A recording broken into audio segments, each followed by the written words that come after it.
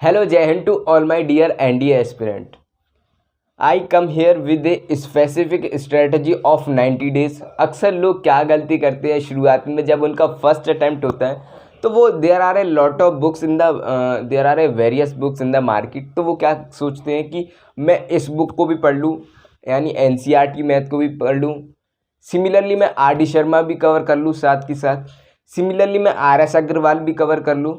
और इसी तरह की हमारे पास काफ़ी सारी बुक्स होती हैं मैथ के लिए, तो मैं सारी बुक्स को कवर कर लूँ जिससे कि मेरे एग्ज़ाम में सारे क्वेश्चन बन जाएं। और जो कि मैं बता दूं कि वो बिल्कुल ही रॉन्ग है। स्पेसिफिक वो एक बुक पर स्ट्रिक्ट नहीं रहते, हमें एक या दो बुक मोस्टली यानी मैक्सिमम रेफ़र करनी चाहिए। इसी तरीके से हमारा गेट में होता है। गेट में मैं लूसेंट भी पढ़ लूँ, ज्योग्राफी के लिए GC लियोंग भी पढ़ लूँ, पॉलिटी के लिए लक्ष्मीकांत भी पढ़ लूँ, यानी कि इसी तरीके से हमें पता नहीं होता कि क्या पढ़ना है। तो आपको मैं बताना चाहता हूँ कि आप स्पेसिफिक स्ट्रेटजी पर रहें। और जो मैं आज आपको कंप्लीट स्ट्रेटजी देने वाला हूँ कि 90 डेज़ में आप गेट और मैथ दोनों को कैसे क्लियर करें। क्योंकि और अक्सर लोग कुछ ऐसे भी होते हैं कि क्या करते हैं कि मैथ को ज़्यादा, अगर वो मैथ में वीक है तो मैथ पर ज़्यादा ध्यान दे देते हैं और साथ ही साथ वो फिर गेट को अंडर एस्टिमेट कर देते हैं। और सिमिलरली कुछ एक्सपर्ट होते हैं गेट में, तो वो मैथ को क्या करते थे, अंडर एस्टिमेट कर देते हैं। पर मैं कहूँगा which is totally wrong. You have to give equally importance to math and GATE, दोनों को ही आपको इक्वली इंपॉर्टेंस देना है। क्योंकि क्या होता है कि UPSC में I am telling you with my experience कि UPSC में कभी होगा कि मैथ का लेवल ऊपर आ जाएगा और गेट का लेवल कम आ जाएगा, और नेक्स्ट टाइम जब आप नेक्स्ट अटैम्प्ट देंगे तो उसमें गेट का लेवल ऊपर चला जाएगा और मैथ का लेवल नीचे चला जाएगा। तो आपको समझना पड़ेगा कि किस तरीके से एग्ज़ाम में क्वेश्चन आ रहे हैं, पैटर्न आ रहा है, यानी कि ये आपको बिल्कुल समझना पड़ेगा। और मैं आपको अपने एक्सपीरियंस के साथ बता रहा हूँ, तो ये आपको चीज़ें बिल्कुल नोट डाउन कर लेनी है और ये आपके एग्ज़ाम में बहुत हेल्पफुल होने वाली है। तो मैं आज आपके साथ जो स्ट्रेटजी शेयर करने वाला हूँ वो स्ट्रेटजी जब मैं प्रिपरेशन कर रहा था तो मेरे साथ मेरे सर ने की थी, और डिफरेंटली दे हैव, और सर की बात करूं तो उनके स्टूडेंट्स ने AIR 1, AIR 5, 6, AIR 10, यानी कि टॉप 10 में 4 डिजिट नंबर, आप समझ सकते हो कि चार रैंक देना टॉप 10 में, वो बहुत बड़ी बात है। That is very amazing. तो मैं आपको बताने वाला हूँ वो स्ट्रेटजी, अगर डेफिनेटली आप वो स्ट्रेटजी फॉलो करोगे तो आप मैथ गेट कुछ भी क्लियर कर सकते हो। क्योंकि मैंने मैथ में बस 60 क्वेश्चन किए थे और जिसकी वजह से मेरे 50 राइट थे और मेरा मैथ का एग्ज़ाम आसानी से क्लियर हो गया था। तो मैं आपको बता रहा हूँ कि अभी आपके पास 90 डेज़ हैं, और डेफिनेटली अगर आपने अभी भी प्रिपरेशन नहीं स्टार्ट की है तो आप अभी से भी स्टार्ट कर सकते हो। बट आपको स्ट्रिक्ट रहना पड़ेगा कि वेरियस बुक्स नहीं उठानी, आपको क्या पढ़ना है वो आपको समझना पड़ेगा। आपको वो उस पर ज़्यादा फोकस नहीं करना जो एग्ज़ाम में पूछा नहीं जा रहा, आप वो ही पढ़ रहे हो, और जो आपके एग्ज़ाम में आने वाला है आप उसको क्या कर रहे हो, ज़्यादा फोकस नहीं दे रहे हो। तो वो मैं आपको बताने वाला हूँ। आप देख सकते हो NDA 2 2022 जो कि हमारे पास 4 सितंबर को एग्ज़ाम होने वाला है, यानी अप्रोक्सीमेटली 90 डेज़ के आसपास बचे हैं, जिसमें हम 10 दिन पहले क्या कहते हैं आपका पढ़ाई में मन नहीं लगेगा, मैं आपको बता रहा हूँ। और आपका एंड टाइम पे प्रिपरेशन हमारी एज यूजल नेचुरल टेंडेंसी है कि एंड टाइम पे प्रिपरेशन नहीं हो पाती। तो एक होता है हमारा गेट और सिमिलरली एक होता है मैथ। तो मैथ में हमारे पास क्वेश्चन आते हैं 120, और इसी तरीके से गेट में हमारे पास 150 क्वेश्चन आ रहे हैं। ये मैं कोई अलग नहीं बता रहा, ये तो हम सब लोगों को पता है। बट जो मैं आपको अब बताने वाला हूँ वो शायद आपको ना पता हो। डेफिनेटली वो आपके लिए मेक श्योर आप इस वीडियो को ज़्यादा से ज़्यादा लोगों तक शेयर करें ताकि NDA एस्पिरेंट इस स्ट्रेटजी को समझ पाएँ, और डेफिनेटली आपका एग्ज़ाम क्लियर होने वाला है। क्योंकि एग्ज़ाम अगर आप प्लान के साथ जाएंगे तो ये एग्ज़ाम कुछ ऐसा है, कुछ बड़े बड़े लोग यानी बुद्धिमान भी एग्ज़ाम को नहीं निकाल पाते, और जिनको कम नॉलेज है वो एग्ज़ाम को निकाल लेते हैं। तो वो उनके पीछे क्या होता है कि उनके पास स्पेसिफिक प्लान होता है। तो I hope you will agree with this.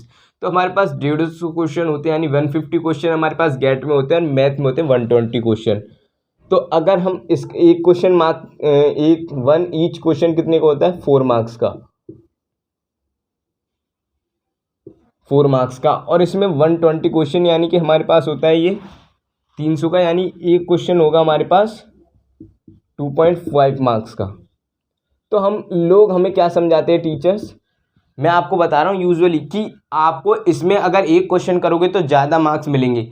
That is obviously no doubt आपको इसमें मिलेंगे, बट हम मैथ को भी क्या करते हैं, इग्नोर नहीं कर सकते। और आपकी जानकारी के लिए मैं बता दूं कि आपकी गेट का जो OMR है वो चेक भी नहीं होगी अगर आपने मैथ में आपकी जो कट ऑफ है वो क्लियर नहीं की, subject wise cut off clear नहीं की, तो आपकी जो गेट है वो बिल्कुल सारी मेहनत बेकार हो जाएगी।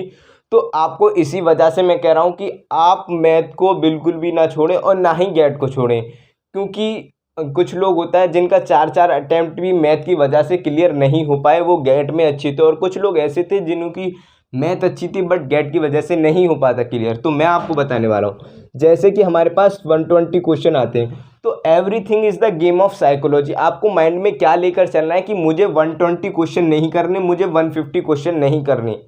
क्योंकि हम क्या करते हैं लोग, हम सोचेंगे यहाँ से 150 में से हमारे हो जाने चाहिए 120, या फिर अगर हम सोचें हमारे 100 क्वेश्चन हो जाने चाहिए। और एग्ज़ाम में जाने के बाद हमारा ऐसा भी होता है, मैं आपको एक्चुअली बता रहा हूँ बिल्कुल रियलिस्टिक, कि जब आप एग्ज़ाम में बैठोगे तो कुछ ऐसा भी होगा कि 10 क्वेश्चन आपके शुरू में बने भी ना, क्योंकि ये होता है। और शुरू में जब आपसे 10 क्वेश्चन नहीं बने तो इतना तगड़ा डीमोटिवेशन आने वाला है एग्ज़ाम हॉल में कि आप उसको संभाल भी नहीं पाओगे। तो मैं आपको जो बताने वाला हूँ वो आपको समझना पड़ेगा। तो आपको ये नहीं बना के चलना कि मुझे 120 क्वेश्चन करने या 100 क्वेश्चन करने। और इसी तरीके से सिमिलरली मैथ में क्या लोग सोचते हैं कि 120 में से मैं 100 बना लूँगा और मेरा आसानी से एग्ज़ाम क्लियर हो जाने वाला है। तो मैं आपको बता दूं कि आपको इस तरीके की साइकोलॉजी यानी इस तरीके के माइंडसेट के साथ बिल्कुल भी नहीं जाना है।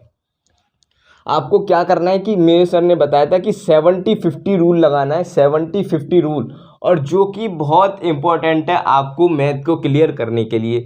इसी तरीके से हमारे पास यहाँ पे 80-70 रूल लगाना है। अब ये क्या है 80-70 रूल और 70-50 रूल, तो वो मैं आपको बताने वाला हूँ, कंप्लीट वीडियो में बने रहें। अगर आपने ये वीडियो कंप्लीट वॉच कर ली, अगर आपने ये इम्प्लीमेंट कर लिया ना, you will see drastic change, और आपका साइकोलॉजी भी बिल्कुल बदल जाएगी, देखने का पर्सपेक्टिव भी बदल जाएगा, और आपके जब आप एग्ज़ाम हॉल में बैठेंगे तो आपको बर्डन भी नहीं आएगा। अगर 10 क्वेश्चन नहीं भी बन रहे तो भी कोई प्रॉब्लम नहीं होगी। अब 70-50 रूल क्या बोलता है कि मोस्टली हम करेंगे कि हम इस तरीके से प्रिपरेशन करें कि हमारे एग्ज़ाम में एटलीस्ट मैथ में 70 क्वेश्चन बनने ही चाहिए। और मैं आपको बता दूं कि मैथ में कुछ हमारे पास 80% चैप्टर ऐसे होते हैं, यानी 50% चैप्टर ऐसे होते हैं जिससे 80% क्वेश्चन आते हैं। जैसे कि ट्रिग्नोमेट्री एक हमने ले लिया, एक मैट्रिक्स एंड डिटर्मिनेंट ले लिया, एक हमने स्टैटिक्स ले लिया, एक प्रोबेबिलिटी ले लिया और वेक्टर ले लिया।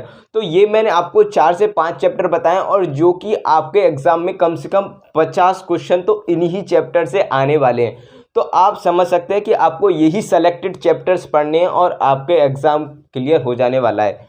तो आपको 70 क्वेश्चन, यानी कि आपको क्या सोच के चलना है कि मैं एग्ज़ाम में 70 क्वेश्चन करने वाला हूँ।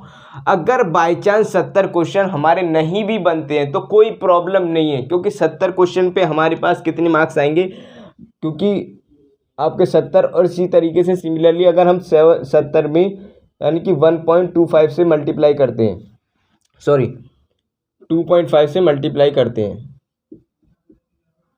तो हमारे पास मार्क्स होने वाले हैं कुछ इसी तरीके से 140 और यहाँ पे 35, तो हो गए हमारे पास 175 मार्क्स। और जो कि आपके एग्ज़ाम में 175 मैथ में स्कोर करना बहुत ज़्यादा, यानी कि बहुत अच्छा स्कोर है अगर आपका ये 70 क्वेश्चन बन जाते हैं। अगर आपके नहीं भी बन पाते तो कोई आपको प्रॉब्लम नहीं होनी चाहिए, टेंशन नहीं लेना। तो उन्होंने कहा था कि आपको 50 क्वेश्चन तो बनेंगे, 70 नहीं तो 50 तो बनेंगे। अगर आपके 50 क्वेश्चन भी बन गए तो आपके एग्ज़ाम क्लियर हो जाने वाला है, क्योंकि आपके मार्क्स आएंगे 125, और 125 आपको मैं बता दूं इसकी सेक्शनल कट ऑफ जाती है हमारे पास 30%, यानी कि 75 मार्क्स लाने आपको बस सेक्शनल कट ऑफ लाने के लिए, बट ओवरऑल कट ऑफ भी निकालनी है। तो इसकी वजह से आपको ये समझना होगा कि आपको एटलीस्ट 100 से प्लस ही स्कोर करना है। तो 125 अगर आपने स्कोर कर लिया तो वो बहुत अच्छा है। तो आपको ये समझ के चलना है कि मुझे 70-50 रूल लगाऊंगा और डेफिनेटली मेरा एग्ज़ाम क्लियर हो जाने वाला है। इसी तरीके से सिमिलरली आपको गेट में करना है। गेट में क्या करना है, हमारे पता है कि इंग्लिश से 50 क्वेश्चन आने वाले हैं, 30 क्वेश्चन वोकेबुलरी से फिक्स हैं, सिनोनियम्स, एंटोनियम्स, ईडियम्स, फ्रेजेस हर बार आ ही रहे हैं, PQRS आ रहे हैं। तो ये आपको समझना पड़ेगा कि मैं अपने 30 क्वेश्चन इंग्लिश से बना के ही चल रहे हैं। साइंस आपको अगर मैं बात करूं कि हमारे पास गेट में कितने सारे सब्जेक्ट हैं, बहुत सारे सब्जेक्ट हैं। साइंस भी है हमारे पास, इसी तरीके से साइंस में फिजिक्स, केमिस्ट्री, बायोलॉजी है, जिससे 50 क्वेश्चन आने वाले हैं। तो हम उस पर ज़्यादा एम्फेसाइज देंगे, क्योंकि उससे आपके 50 क्वेश्चन में से 35 क्वेश्चन आपके आसानी से बनने वाले हैं, क्योंकि कुछ क्वेश्चन आपके डायरेक्ट एनसीईआरटी से आते हैं। अगर आपने डायरेक्ट एनसीईआरटी 9th-10th की कर ली और प्रीवियस ईयर क्वेश्चन पेपर लगा लिए, तो आपको अगर 80 क्वेश्चन बन जाते हैं, आपको ये जाना है कि मुझे 80 क्वेश्चन बनाने ही बनाने, 80 क्वेश्चन बन गए तो बहुत अच्छा हो जाएगा। यानी 80 क्वेश्चन से हमारे पास हो जाएंगे 320 मार्क्स। और आप जोड़ सकते हो कि अगर 320 के साथ हम 175 भी जोड़ दें तो बहुत स्कोर हो जाएगा, यानी 400 प्लस। तो ये 400 से बहुत ज़्यादा 500 के आसपास हो रहा है, 500 के आसपास। इसी तरीके से अगर हमारे पास 80 भी नहीं बन पाते, 70 भी बन गए, तो आपका एग्ज़ाम फिर भी अच्छे मार्क्स के साथ क्लियर हो रहा है, यानी कि 280 हो गए। और इधर हो गए, आपने अगर 50 भी किए तो हमारे पास कितने हो गए, 125। और आपके 405 नंबर आ रहे हैं, यानी कि 400 प्लस फिर भी आ रहे हैं। तो अगर आप इस माइंडसेट के साथ जाएंगे तो डेफिनेटली आपका एग्ज़ाम क्लियर होने वाला है। और मैं कहूँगा कि आप कुछ सेलेक्टेड बुक ही पढ़ें, ये नहीं कि आपने सारी बुक्स पढ़ने वाली है। RS, RD और हमारे पास मंजुल त्यागी और प्रैक्टिस शीट भी और प्रीवियस ईयर क्वेश्चन पेपर तो करने ही करने हैं। पर ये आपको, आई होप आपको ये वीडियो बहुत हेल्पफुल रही होगी, और इसी तरीके की वीडियोस मैं आपके लिए लेके आने वाला हूँ। तो चैनल को सब्सक्राइब करें और अपने फ्रेंड्स के साथ ज़्यादा से ज़्यादा NDA एस्पिरेंट्स के साथ इस वीडियो को शेयर करें। थैंक यू, और ऑफ यू, मिलते हैं नेक्स्ट वीडियो में। तब तक के लिए जय हिंद।